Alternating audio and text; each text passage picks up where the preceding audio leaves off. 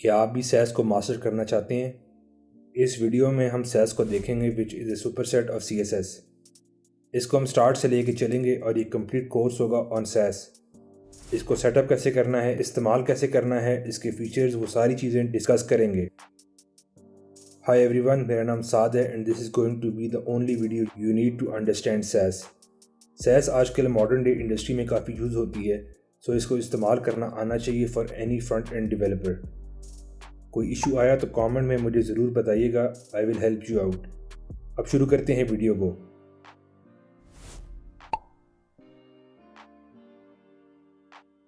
Cess is a CSS प्री प्रोसेसर और एक सुपरसेट है CSS का। It is based on CSS, लेकिन ब्राउज़र्स इसको अंडरस्टैंड नहीं कर पाते, तो हमें ऐसा सिस्टम बनाना पड़ता है जिससे हमारी सैस रेगुलर CSS में कन्वर्ट हो for the browser to understand. इसके अलावा और भी CSS प्री प्रोसेसेस हैं लाइक लेस, लेकिन हम सैस का यूज़ करेंगे as it's the most popular one. एक तो हमने ऑलरेडी सीखी हुई है CSS। सैस इसी CSS के ऊपर मज़ीद फीचर्स ऐड करती है for the developers ease. Sass की फुल फॉर्म है syntactically awesome style sheets. Sass browsers में नेचुरली रन नहीं करती, लेकिन ये सिर्फ डेवलपमेंट में CSS को एक्सटेंड करती है। इससे क्या मुराद है? बेसिकली जब हम CSS पर काम करते हैं तो we use a lot of the same code over and over again, और CSS फाइल्स इन जनरल में समटाइम्स काफ़ी ज़्यादा कोड लिखा जाता है, तो उसको मेंटेन करना भी मुश्किल हो जाता है due to so many CSS rules and a lot of the code is repeated. तो सैस क्या करती है कि ये जो बार बार हम लोग कोड लिख रहे हैं उसको ख़त्म कर देती है। एज कोड हम रीयूज़ कर सकते हैं, और rather than type separate lines हम कोड को नेस्ट कर देते हैं एक दूसरे के अंदर। So it makes a lot of sense जब हम कोड को ग्लैंस करते हैं कि कौन सी चीज़ क्या कर रही है। लेकिन जो इम्पॉर्टेंट चीज़ है वो यही है कि आप सिर्फ इसको डेवलपमेंट में यूज़ कर सकते हैं। It can't be used in production. Production के लिए it needs to compile in normal CSS। तो हमारा मेन गोल यही है कि डेवलपमेंट में हमारा CSS writing process becomes easier and time saving, और फिर वो सैस का कोड कंपाइल होकर नॉर्मल CSS में कन्वर्ट हो जाए when it goes in production. थोड़ी सी थ्योरी कवर करना ज़रूरी है before we dive into usages of Sass. Sass के फीचर्स तो काफ़ी हैं, लेकिन हम कुछ फीचर्स को अभी डिस्कस करते हैं, इस बाकी फीचर्स को हम आगे चल के देखेंगे। हम सैस के अंदर अपने कोड को नेस्ट कर सकते हैं ताकि हमारा CSS का कोड छोटा हो जाए। हम CSS के रूल्स इनहेरिट कर सकते हैं ताकि हम लोगों को CSS बार बार रिपीट ना करनी पड़े। हम हेल्पर फंक्शंस का यूज़ कर सकते हैं ताकि हम डिफरेंट थिंग्स अचीव कर सकें, like making a color brighter or darker with the help of that function। हम मिक्सिन्स का यूज़ कर सकते हैं जिससे हम reusable snippets of code create कर सकें which are going to help us a lot। पार्शल्स के ज़रिए हम अपने कोड को मल्टीपल फाइल्स में स्प्लिट कर सकते हैं ताकि each CSS file is responsible for one thing, और एक ही फाइल में सब कोड ना लिखना पड़े। वेरिएबल्स को हम यूज़ कर सकते हैं कि अगर एक हेक्स कोड बार बार कहीं पर यूज़ हो रहा है तो उसको हम एक वेरिएबल में डाल सकें और उस वेरिएबल को हम हर जगह यूज़ कर सकें rather than typing the hex code again and again. हम कंडीशंस और लूप्स के ज़रिए अपने CSS स्टाइल लगा सकते हैं बेस्ड ऑन सर्टेन कंडीशंस। ये थे थोड़े से features of what we can do with Sass. अब चलेंगे how we can install Sass and अपनी CSS को सुपर पावर्स कैसे देते हैं। अब हम करेंगे अपनी सैस को इंस्टॉल। सैस को इंस्टॉल करने के लिए हम जाएंगे सैस की वेबसाइट पर। अगर आपने मज़ीद डिटेल से देखना है हाउ सैस वर्क्स तो आप उसकी डॉक्यूमेंटेशन इजीली पढ़ सकते हैं to go more in depth, लेकिन हम लोग जाएंगे इंस्टॉल पर। मैं इस लाइन को करता हूँ कॉपी और अपने टर्मिनल में जाके करता हूँ पेस्ट, और अब ये सैस इंस्टॉल हो गई है। इसको चेक करने के लिए कि इंस्टॉल हुई है कि नहीं, आई विल टाइप sas//version और ये मुझे बता देगा कि सैस का लेटेस्ट वर्जन डाउनलोड हो गया है। अब मैंने एक सैम्पल प्रोजेक्ट बनाया है just so you can see how Sass works. मैं इसको करता हूँ लाइव, और हमारे पास एक सैम्पल HTML का पेज खुल गया है विद आवर सैम्पल प्रोजेक्ट, और मेरे पास दो CSS की फाइल्स हैं। एक फाइल है टाइपोग्राफी और दूसरी फाइल है नॉर्मल CSS जिसमें I have written this code. अभी अगर आप कोड देखें तो हमें ऑलरेडी कुछ चीज़ें दिखाई दे रही हैं जो बार बार रिपीट हो रही हैं, जैसे ये कलर वैल्यूज़। और जो हम नेस्टेड काम कर रहे हैं ये भी ज़रा ठीक नहीं लग रहा from first glance, as we want our code to be much easier to सी।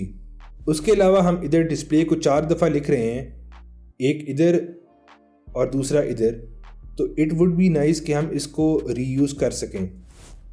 और दूसरा, हमें ये कलर कोड बार बार लिखना पड़ रहा है, तो अगर इफ़ आपकी CSS फाइल में 1000 लाइंस हैं और ये हेक्स कोड लेट से 50 दफ़ा रिपीट हो रहा है, तो इन द नियर फ्यूचर जब आपने इस हेक्स कोड को चेंज करना होगा तो आप 50 डिफरेंट जगह पर चेंज करेंगे। इसको हम रीयूज़ कर सकते हैं कि एक वैल्यू डिफ़ाइन कर लें, ताकि अगर इसको चेंज करना हो तो हम सिर्फ एक जगह चेंज करें और वो हर तरफ चेंज हो जाए। अब सबसे पहला काम हमने करना है वो सैस की फ़ाइल क्रिएट करना। उसके लिए मैं main.sas की फ़ाइल बनाता हूँ और उसके अंदर हम अपना सैस का कोड लिखेंगे। लेकिन फॉर स्टार्टिंग आउट हम स्लोली चलेंगे, ज़्यादा कंफ्यूजिंग ना हो जाए। मैं अपने main.css से सारा कोड उठाता हूँ और main.sas में डाल देता हूँ। तो अभी आप देखेंगे कि एरर्स आ रहे हैं, तो वो इसलिए कि सैस के अंदर कर्ली ब्रेसेस और सेमी कॉलन्स यूज़ नहीं होते। तो अगर मैं सेमी कॉलन्स हटा दूं और कर्ली ब्रेसेस, तो अब हमारा CSS कोड सैस कोड में कन्वर्ट हो जाएगा और करेक्ट इंडेंटेशन से पता लगेगा कि कौन सा कोड इसके अंदर का कोड है एंड सो ऑन। लेकिन कुछ लोगों को ये स्टार्टिंग में मुश्किल लगता है समझने में, तो वो लोग SCSS को यूज़ करते हैं। उसके अंदर तमाम फीचर्स होते हैं सैस के, लेकिन द ओनली डिफरेंस इज़ कि उसके अंदर हम नॉर्मल CSS की तरह कर्ली ब्रेसेस और ब्रैकेट्स का इस्तेमाल कर सकते हैं। So if you are just starting out, I would recommend कि पहले SCSS के साथ यूज टू हो जाएं, ताकि कंफ्यूजिंग चीज़ें ना लगें आपको, और उसके बाद try to work without curly braces and semicolons in the Sass file. और अब हम इसके अंदर मज़ीद फीचर्स ऐड कर सकते हैं by creating the SCSS file. अभी एक फ़ीचर इसके अंदर ऐड करते हैं और उसके बाद मैं बताऊंगा कि कंपाइलेशन कैसे होती है फ्रॉम SCSS टू CSS, और हम उसे ऑटोमेटिक कैसे कर सकते हैं कि हर चेंज पर SCSS का कोड CSS में कन्वर्ट हो जाए। पहला कॉन्सेप्ट है नेस्टिंग का। अभी अगर मैं स्क्रॉल डाउन करूं तो आप देखेंगे कि डॉक्यूमेंटेशन लिंक्स की क्लास के अंदर li और बाकी एलिमेंट्स इसके सामने आ रहे हैं, विच आर चाइल्ड एलिमेंट्स। लेकिन ये अभी हमें कोड बार बार सेम वे में लिखना पड़ रहा है। तो SCSS में हम इसको यहाँ से करेंगे कट, डॉक्यूमेंटेशन लिंक्स की क्लास में कर देंगे paste, which is going to be the exact same thing as before, but it now looks a lot cleaner. Normal CSS में हम ये नहीं कर सकते थे, लेकिन इसके अंदर हम इजीली कर सकते हैं, और अभी ये वर्क नहीं करेगा अभी कोई कंपाइलेशन स्टेप नहीं डाला हमने, लेकिन वो भी अभी डालेंगे। मैंने इनको कॉपी कर लिया है और अब मुझे इस कोड की ज़रूरत नहीं, तो इसको मैं कर देता हूँ डिलीट। अगर अब कोड देखें तो ये ज़्यादा रीडेबल लग रहा है as compare to separate lines of code जो हमने पहले लिखी थी। लेकिन अब इसको हमने कंपाइल कैसे करना है, क्योंकि ये कोड रन नहीं करेगा ब्राउज़र पर, as it does not understand Sass और SCSS कोड। तो उसके लिए मैं आऊँगा अपने विजुअल स्टूडियो कोड के टर्मिनल में और उधर मैं टाइप करूँगा सैस फॉलोड बाय कि हमने कौन सी फाइल कन्वर्ट करना है। मेरे केस में है ये main.SCSS। और थर्ड चीज़, हमने अपनी CSS फाइल का नाम डालना है जिसके अंदर हमारा सैस का कोड कन्वर्ट होके नॉर्मल CSS में जाएगा। उस फाइल को मैं देता हूँ नाम main.CSS का। जब हमारी सैस की फ़ाइल कन्वर्ट होगी तो इसके अंदर का कोड कन्वर्ट हो जाएगा। मैं एंटर प्रेस करता हूँ और इसने दो फाइल्स हमारे लिए बना दी हैं, main.css और एक मैप की। Map file is for the browsers, इसको छेड़ने की ज़रूरत नहीं, लेकिन हमारा मेन काम है main.css की फ़ाइल। जो हमने अपना सैस का कोड लिखा था वो इधर आप देखेंगे कि ये CSS की फ़ाइल के अंदर कन्वर्ट हो गया है, जो ब्राउज़र्स ईज़िली अंडरस्टैंड कर सकते हैं। लेकिन अभी हमने मैन्युअली कन्वर्ट किया है। हम चाहते हैं कि जब भी हम कोई main.scss में चेंज करें वो उसी वक्त कन्वर्ट हो जाए हमारी main.css में। तो उसके लिए हम वॉच मोड एक्टिव करेंगे। वॉच मोड को एक्टिव करने के लिए हम दोबारा जाएंगे अपने टर्मिनल में और उधर टाइप करेंगे सैस, फिर देंगे स्पेस और इधर टाइप करेंगे अपनी SCSS फाइल, फिर देंगे कॉलन, main.css की फ़ाइल लिख देंगे। इन तीनों के बीच में कोई स्पेस नहीं है। अब प्रेस करेंगे एंटर और अब हमारी SCSS फाइल वॉच मोड में चली गई है कि कोई भी चेंज होगी इस फाइल में वो उसी वक्त डिटेक्ट कर लेगी और उसे main.css में कन्वर्ट कर लेगी वेरी इजीली।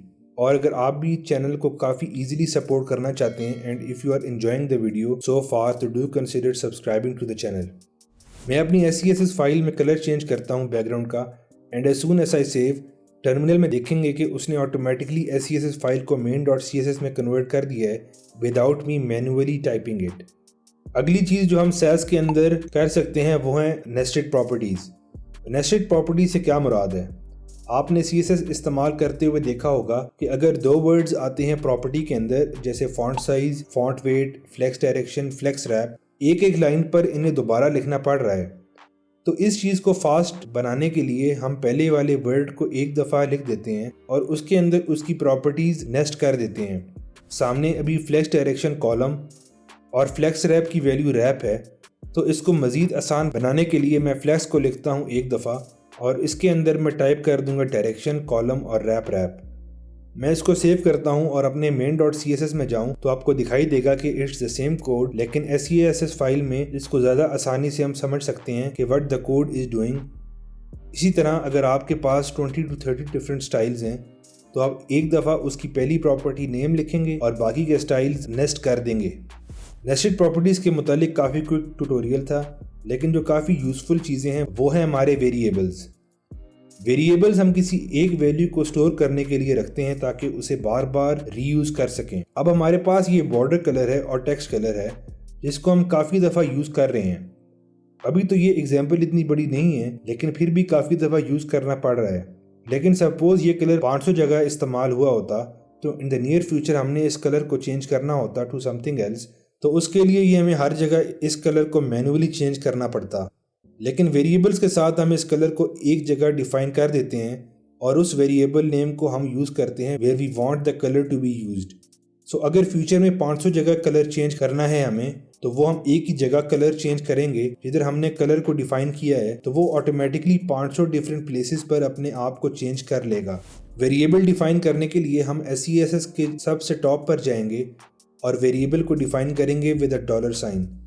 उसके बाद हम कोई नाम देंगे इस वेरिएबल को। मैं दे देता हूँ प्राइमरी कलर और उसके बाद उसकी वैल्यू जो है हेक्स कोड के अंदर। अब हम इसको करेंगे कॉपी और जिधर जिधर हमारा कोड हेक्स कोड की वैल्यू में है उधर मैं इसको रिप्लेस कर दूंगा। जब ये कंपाइल होगा तो CSS में ये वेरिएबल नेम हट जाएगा और जो हमने वैल्यू डिफाइन की है वो उसके साथ रिप्लेस हो जाएगी।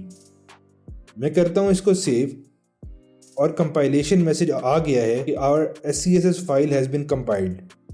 ब्राउज़र में जाता हूँ, कोई एरर नहीं, और अपनी SCSS फाइल में जाऊँ तो सेम वही वैल्यूज़ आ रही हैं इधर जो हमने अपनी SCSS के वेरिएबल नेम के अंदर डिफाइन की थी।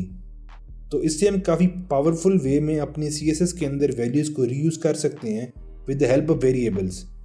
हम वेरिएबल में सिर्फ एक वैल्यू स्टोर नहीं कर सकते, हम मज़ीद टेक्निक्स भी यूज़ कर सकते हैं to store something else like lists and maps, और वो भी हम डिस्कस करेंगे। अब वेरिएबल्स अगर देखें तो हम एक वैल्यू इसके अंदर स्टोर कर रहे हैं, लेकिन अगर एक पूरी वैल्यू हम बार बार रिपीट कर रहे हैं तो उसे हम एक लिस्ट के अंदर डाल सकते हैं। जैसे ये बॉर्डर देखें, ये सारे बॉर्डर्स की वैल्यू सेम है, तो इनको बार बार लिखने की ज़रूरत नहीं। मैं इनको लिस्ट के अंदर डाल दूंगा, यानी इनकी वैल्यू मैंने की कॉपी और टॉप ऑफ द फाइल जाके एक बनाया मैंने variable name called border default और उसके अंदर मैंने इसे पेस्ट कर दिया।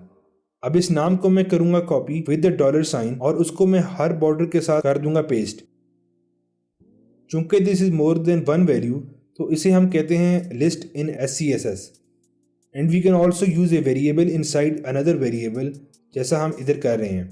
मैं करता हूं इसको सेव और कंपाइलेशन मैसेज आ गया है कि our SCSS file has been compiled.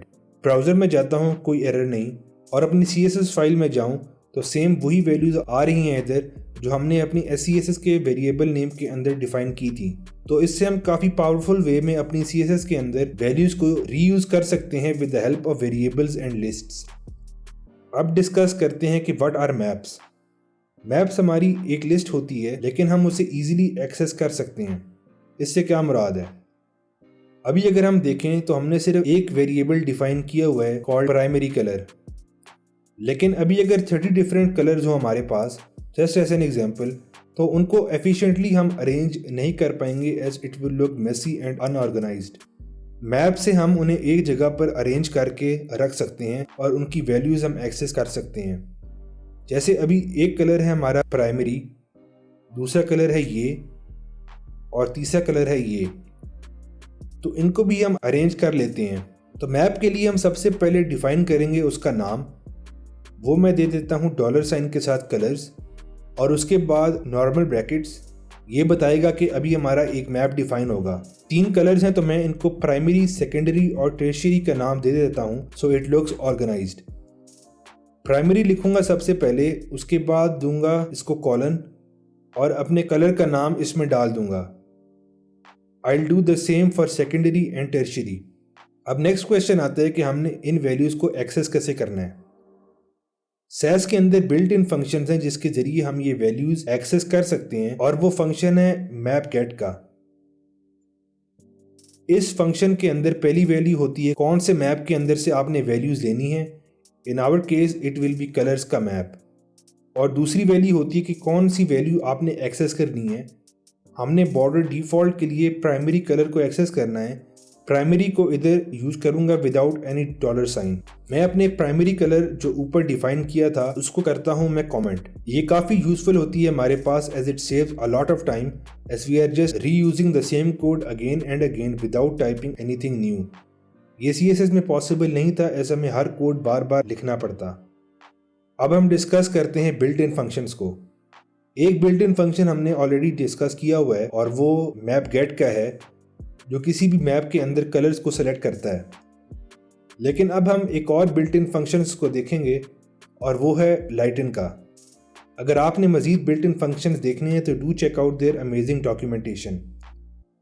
अभी अगर आप देखें तो ये बैकग्राउंड की value is hard coded, intro section में भी हार्ड कोडेड है और डिटेल सेक्शन में भी हार्ड कोडेड है।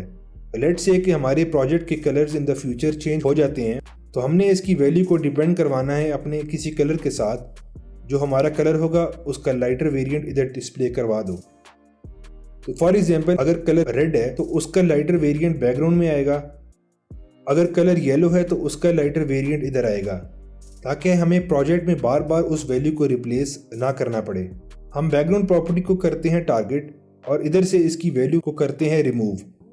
लाइटन का बिल्ट इन फंक्शन यूज करेंगे इधर, और याद रखें कि हमने हार्ड कोडेड वैल्यू नहीं यूज करनी। तो हम मैप के अंदर जो वैल्यू है उसको लेंगे और एक परसेंटेज डिफाइन करेंगे कि कितने परसेंट लाइटर हो अपने टारगेटेड कलर से। मैं इसे ये वैल्यू दे देता हूं तो आप देखेंगे कि ब्राउजर में वो चीज़ रिफ्लेक्ट कर रही है। So this is a very powerful feature of Sass जो हमें काफ़ी फैसिलिटेट करता है। ये सिर्फ एक फंक्शन था। अगर मजीद फंक्शंस की प्रैक्टिस करनी है तो do check out their amazing documentation for more built in features that Sass has to offer. अब हम देखेंगे कि how we can use simple mathematical operations like multiplication and division to make our font size reusable. अभी आप देखें तो हम 1 REM काफ़ी दफ़ा यूज़ कर रहे हैं, तो इसको हम वेरिएबल बना सकते हैं by naming it default size on the top of the Sass file. और जिधर 3 REM यूज़ हो रहा है उसको हम रिमूव करके डिफ़ॉल्ट साइज वेरिएबल लिखेंगे और इसको मल्टीप्लाई कर देंगे 3 के साथ। इसको हम सेव करें और अपनी CSS फाइल में देखें तो 3 REM ही इधर आ रहा है, लेकिन अब हमारे फॉन्ट साइज़ के अंदर कंसिस्टेंसी आ रही है कि अगर हम अपना डिफ़ॉल्ट फॉन्ट साइज़ चेंज करें तो तमाम फॉन्ट्स उस फॉन्ट साइज़ के हिसाब से अपने आप को एडजस्ट करेंगे, ना कि हमें बार बार वो वैल्यूज़ खुद चेंज करनी हो। इसी तरह हम अपनी पैडिंग, मार्जिन और बाकी वैल्यूज़ को भी सिंपल मैथमेटिकल फार्मूलाज के साथ आसानी से चेंज कर सकते हैं। अभी तक हमने वेरिएबल्स, बिल्ट इन फंक्शंस और नॉर्मल मैथमेटिकल ऑपरेशंस डिस्कस किए हैं। अब हम चलते हैं बेटर इंपोर्ट्स और पार्शल्स के ऊपर। वो क्या हैं और उनका हमें क्या फ़ायदा होता है। हमारे पास ऑलरेडी एक इंपोर्ट है जो नॉर्मल CSS फाइल को टारगेट कर रही है। अगर आप CSS फाइल को इंपोर्ट करते हैं and not a Sass file, Sass इस फाइल को छोड़ देती है एज इट इज़ और doesn't do anything with that file. अभी हम अपने ब्राउज़र को इंस्पेक्ट एलिमेंट करें और नेटवर्क टैब पर जाएं and we reload the page. हमें typography.css फाइल दिखाई दे रही है क्योंकि इसकी भी रिक्वेस्ट गई है। हम चाहते हैं कि हम सिर्फ एक फाइल को प्रोडक्शन में लेके जाएं और बाकी फाइल्स को स्प्लिट अप करें इन मल्टीपल फाइल्स ड्यूरिंग डेवलपमेंट। इससे ऐसा डेवलपर हमारा काम ज़्यादा आसान हो जाता है एज वी नो कि कौन सी फाइल क्या कर रही है। तो जैसा अभी हम अपनी टाइपोग्राफी फाइल देखें तो उसमें भी हम अपना कलर यूज़ कर रहे हैं जो हमने अपने मैप के अंदर डिफ़ाइन किया हुआ था। इधर भी हमने वेरिएबल्स को यूज़ करना है। वो हम कैसे करेंगे यूज़, उसके लिए मैं यूज़ करूँगा पार्शल्स का। पार्शल्स को हम अंडरस्कोर से स्टार्ट करते हैं और इधर मैं नाम देता हूँ इस पार्शल को variable.scss का। अब पार्शल क्या करता है कि इसके अंदर हम अपनी वैल्यूज़ डिफ़ाइन करते हैं और इधर से हम वो दूसरी फाइल में लेके जा सकते हैं इस्तेमाल करने के लिए।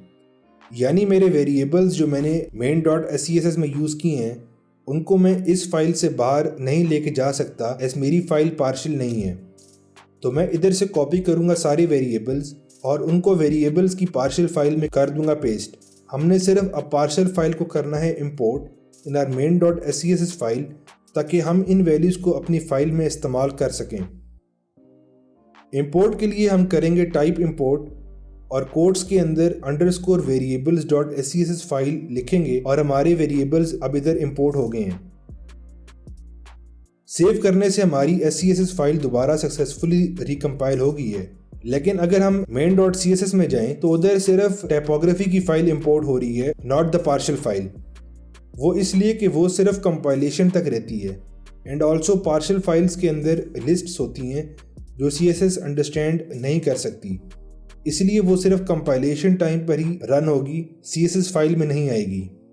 अब हमने अपनी पार्शियल फाइल को टाइपोग्राफी के अंदर ऐड करना है, लेकिन उससे पहले हम अपनी टाइपोग्राफी फाइल को चेंज करेंगे from normal CSS to SCSS, जिससे वो पार्शियल फाइल को इंपोर्ट करने देगा, अदरवाइज इट वोंट वर्क। हम अब इधर अपने कलर को चेंज कर देंगे टू आवर वेरिएबल नेम जो हमारी पार्शियल फाइल के अंदर है। Now we will go back to our main.scss file और अपनी typography.css वाली इंपोर्ट को चेंज कर देंगे to typography.scss and save it. इससे अब क्या हुआ है कि जो typography.scss के अंदर कोड था वो अब हमारा main.css के अंदर आ गया है। यानी पहले typography.css की फाइल सेपरेटली आ रही थी इधर और उसकी रिक्वेस्ट जा रही थी ब्राउज़र में। हमारी चेन से वो कोड अब इधर आ गया है, यानी हमारी CSS की सिर्फ एक फाइल बन गई है। ब्राउज़र पर जाता हूँ और इंस्पेक्ट टैब में जाकर नेटवर्क टैब खोल के रिफ्रेश करता हूँ तो आप देखेंगे कि सिर्फ अब हमारी main.css फाइल आ रही है सामने, क्योंकि हमारा कोड अब सिर्फ एक फाइल में शिफ्ट हो गया है।